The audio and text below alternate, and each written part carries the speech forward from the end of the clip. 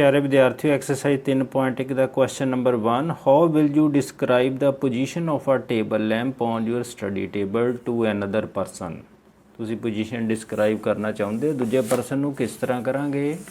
तो देखो आ table lamp का उपरला भाग है तल है जिथे टेबल लैंप आ मान लो इत्थे रखा होया टेबल लैंप हुण इहदी पोजीशन लभनी चाहुंदे आ की करांगे। टेबल लैंप मान लो 9 इंच लंबा 5 इंच चौड़ा तो इनू बराबर हिस्सों च वंड लांगे। आ 9 हिस्से बराबर च वंड लिया स्केल नाल इधरों 5 हिस्सों च वंड लिया।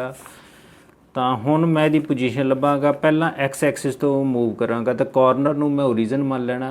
ये रैफरेंस पॉइंट बन गया 1 2 3 4 एक्स वाल नूं किन्ने मैं यूनिट मूव किया 4 इंच तो वर्टिकली किदा मूव करूँगा 1 2 3 ये मैं 3 इंच मैं वाई एक्सिस वाल नूं मूव कर गया ऊपर नूं मूव कर गया। तो फिर यदा पोजीशन टेबल की किहड़ी बन गई 4,3 ये कोआर्डीनेट्स बन गए। पहला एक्स कोआर्डीनेट है दूजा वाई कोआर्डीनेट है। जरा एक गल होर याद रखनी है फिर अगे गल करांगे। जिहड़ा एक्स कोआर्डीनेट है उन्होंने असीं एबसीसा कहने आ वी कहने आ एक्स कोआर्डीनेट भी कह दिंदे आ तो एबसीसा भी कह दिंदे आ। वाई कोआर्डीनेट इज़ कॉल्ड ऑर्डीनेट वाई कोआर्डीनेट भी कह दिंदे ऑर्डीनेट भी कह दिंदे आ। जिहड़े ओरीजन के कोआर्डीनेट्स आ हमेशा किन्ने हुंदे ने 0 0 मतलब जिहड़ा रैफरेंस पॉइंट है ना आ रैफरेंस पॉइंट मान्ने आ तो ये कोआर्डीनेट्स हमेशा किन्ने होणगे 0 0। तो दूजा क्वेश्चन है आ तुहाडी बुक दे विच ही है इहदे च जिद्दां टाउन दीयां स्ट्रीट्स हुंदियां ने उहदी गल कर रहा। ਇੱਥੇ ਇਹਨੇ ਪੁੱਛਿਆ ਹੋਇਆ ਕੋਈ ਵੀ ਸਟਰੀਟਸ ਤੁਸੀਂ ਦੇਖੇ ਹੋਣੇ ਕ੍ਰੋਸ ਕਰਦੀਆਂ ਜਾਂਦੀਆਂ ਮੈਂ ਤੁਹਾਨੂੰ ਦਿਖਾਉਣਾ। How many cross streets can be refer to as 4 3 how many cross streets can be refer to as 3 4। ਲੋ ਇਹਨੂੰ ਸਮਝੋ ਜਰਾ ਕੀ ਮਤਲਬ ਹੈ। ਲੋ ਆ ਸਟਰੀਟਸ ਨੇ ਕਿਸੇ ਟਾਊਨ ਦੀਆਂ ਕਿਸੇ ਕਲੋਨੀ ਦੀਆਂ ਤੁਸੀਂ ਦੇਖਿਆ ਹੋਣਾ ਇੱਦਾਂ ਵੀ ਜਾਂਦੀਆਂ ਨੇ ਹੌਰੀਜ਼ੈਂਟਲੀ ਵੀ ਇਹ ਹੌਰੀਜ਼ੈਂਟਲੀ 5 ਸਟਰੀਟਸ ਜਾ ਰਹੀਆਂ ਨੇ वर्टिकली इदा क्रॉस कर रही ने वो किनिया ने 7 है मैं 7 बनाती हैं। मान लो उन्हें इतों पोजीशन लभनी है उन्हें सानू किहड़ा रैफरेंस पॉइंट पहला दिता होया सीगा 4 3 का रैफरेंस पॉइंट कित्थे आना आ पॉइंट इत्थे क्रॉस कर रही ने दोनों स्ट्रीट्स जिहड़ा उन्हें रैफरेंस पॉइंट दिता बुक दे विच। इदां ही 3 4 का रैफरेंस पॉइंट कित्थे आ गया इत्थे आना 1 2 3 1 2 3 4 चौथी स्ट्रीट तीजी तो चौथी कित्थे क्रॉस करती है तो चौथी तो तीसरी स्ट्रीट कित्थे क्रॉस करती आ पॉइंट आ गए ना तेरे जिथे क्रॉस करदियां ने। तो इन्हें पूछा भी हुण इहदे जिहड़े रैफरेंस पॉइंट ने वो किन्ने ने किन्ने पॉइंट्स ने जरा ध्यान नाल देखो। इन्हें कहना how many cross streets can be referred कहना किन्नियां इहो जिहियां स्ट्रीट्स नूं रैफर किया जा सकदा वो इक्को नूं ही आ भी इक्को ही पॉइंट बनना है भी इक्को बनना मतलब यूनीक पॉइंट है। यूनीक का मतलब हुंदा इक्को ही पॉइंट आएगा। इत्थे भी आ क्रॉस पॉइंट इक्को आना ये भी क्रॉस पॉइंट इक्को आना जे तुसीं इत्थे 2 5 कढ़दे हो भी इक्को ही होना। These cross streets are uniquely found. प्यारे विद्यार्थियों हुण कोई पॉइंट सानूं दिता होया उहनूं असीं लोकेट किदां करना लो जरा ध्यान नाल दितो। जे उहदे कोआर्डीनेट्स दिते हैं तो फिर सानू वो किदां लगाने ने किस तरह की लोकेशन आपां एक्सिस दे विच लगावांगे किसी जगह तो कोई पॉइंट लभना किस तरह लभदे हैं।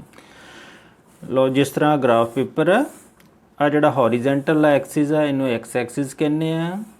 आ वर्टिकल एक्सिस है 90 डिग्री का कोण बनता परपेंडिकुलर होंदे ने दोनों। वाई एक्सिस है मोस्टली आपां सेंटर च लगा दिंदे क्योंकि नैगेटिव वैल्यूज़ भी आउंदियां ने।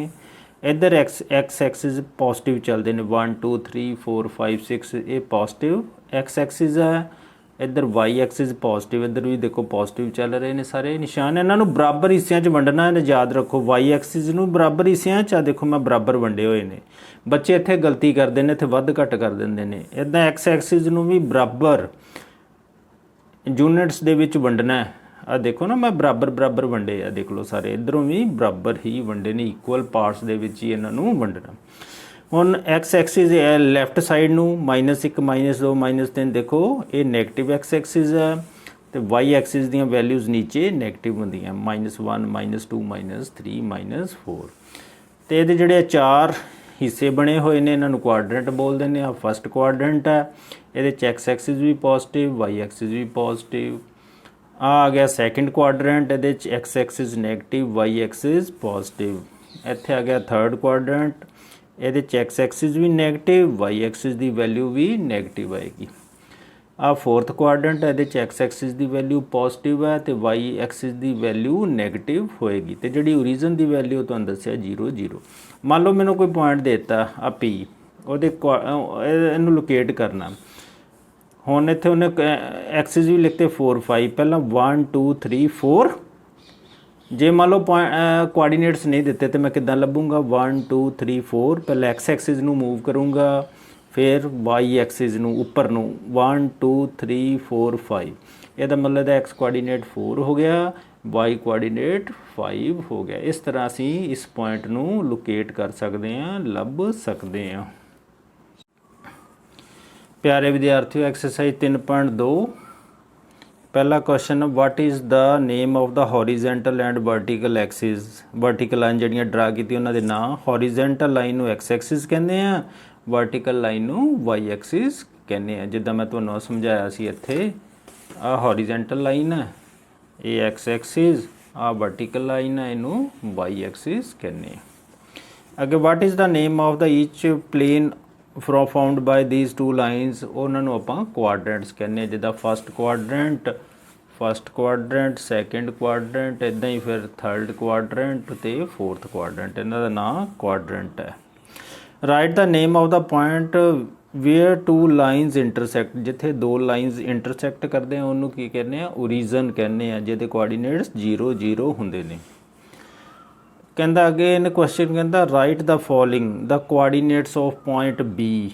कहता बी दे कोआर्डीनेट्स दसो। लो बच्चों, बी पॉइंट के कोआर्डीनेट्स आ फिगर 3.14 दसी हुई उन्हें, रैफरेंस दिता होया 3.14। वो कोआर्डीनेट्स है -5 ते 2। आ देख लो, इत्थे बी पॉइंट आ -1 -2 -3 -4 -5, फिर उपर नूं चल जाओगे 1 ते 2, किन्ने बन गए -5 2। एक्स वाला पहला लिखना याद रखो।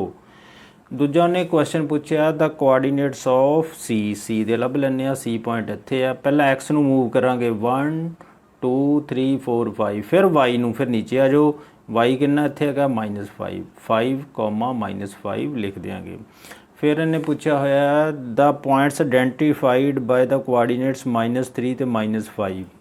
-3 ते -5 आ पॉइंट आंदा इत्थे -3 ते -5। आ पहला -3 है तो इधरों नीचे नूं आओगे तो -5 हो गया। किहड़ा पॉइंट है ई। इस तो बाद आ गया बच्चों the fourth the point identified by the coordinates 2 -4। 2 -4 देखो कितने आ पॉइंट, सारे चेक कर लो। 2 आ देखो 2 है तो यदा वाई कितना है -4। ये किहड़ा पॉइंट बन गया जी। लो जी लिख लो। अगे the abscissa of point D is, D point पहला देखिए डी है, यदा एब्सीसा कितना होना 1 6। एब्सीसा किहड़ा कोआर्डीनेट हुंदा एक्स कोआर्डीनेट इज़ 6 लिख दिओ। Ordinate of the point H point का ऑर्डीनेट किहड़ा होएगा वाई कोआर्डीनेट कितना है -1 -2 -3, ਇਹਦਾ कितना बन गया -3। आ देखो -3 लिखता। अगे seventh part the coordinates of the point L are 0 5। ये एल तो पूछे इन्हें बच्चों, इनू ठीक कर लो बच्चों। एल इत्थे है, ये कोआर्डीनेट्स उन्हें पूछे सीगे, बहुत फिक्का जिहा लिखा होया इन्होंने R 0 एंड 5, क्योंकि इत्थे एक्स नूं तां मूव नहीं कीते तो वाई नूं चले गए, इस करके ते की बनने 0 ते 5। जिधर मूव नहीं करते वो हमेशा 0 हुंदा। मान लो ये एक्स ते हुंदा तो फिर ये 5 0 आ जाने सीगे। मान लो इत्थे हुंदा इस पॉइंट ते, फिर मैं लिख देना सी 5 0, क्योंकि इधर एक्स 0 बन गया ना, इस करके वाई कितना है 5। अगे the coordinates of the point M, हुण एम देख लो कित्थे लिखिया होया EH एम पॉइंट देखो कित्थे लिखिया है। कहता the coordinates of the point M are आ वा एम किन्ने बनने ने ये आर एम पॉइंट दे, इन्हें सिर्फ एम पॉइंट दे पूछे ने। The coordinates of the point M इस पॉइंट दे, इसे पॉइंट दे दसने, ये किन्ने बनने -3 ते 0, क्योंकि आपां वाई नूं तां गए ही नहीं, ਇਸ ਕਰਕੇ ਦੇ ਕੋਆਰਡੀਨੇਟਸ -3 ਤੇ 0 ਹੈ।